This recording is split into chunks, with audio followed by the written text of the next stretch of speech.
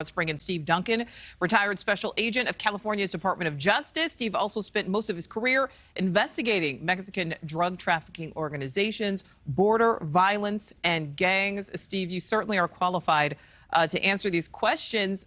You know, there are millions of dollars, we obviously know, in drug money for the taking. How likely is it that this corruption really goes even deeper?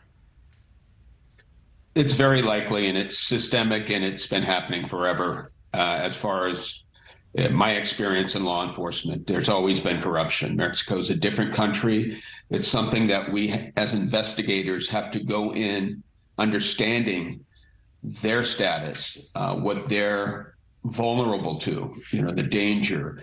But it is a very, very corrupt government. And there's different types of corruption, but we could go into that if you'd like.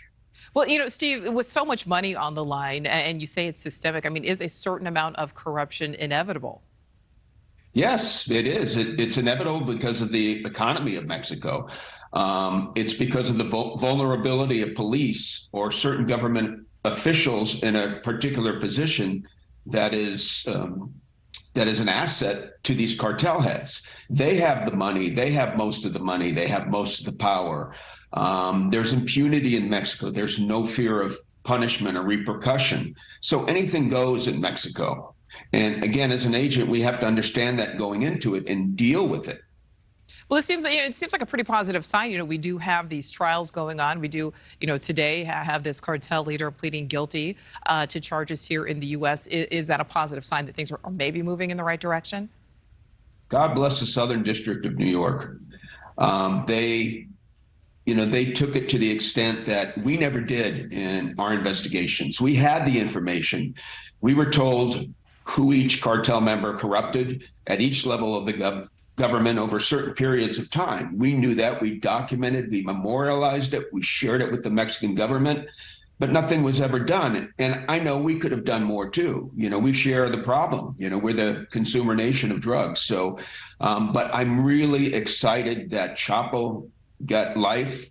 I'm really excited that they prosecuted him. I'm so excited that they arrested Cienfuegos, although that was very unfortunate that they let him go, and that was garbage. And it's nice to see Genaro up there getting his due. All right, Steve, go ahead. And letting the world know. Absolutely. All right, Steve, thank you so much for your time today. We appreciate it. Thank you. Thank you for watching. Go to newsnationnow.com to find NewsNation on your television provider. And don't forget to click the red subscribe button below to get more of NewsNation's fact-driven, unbiased coverage.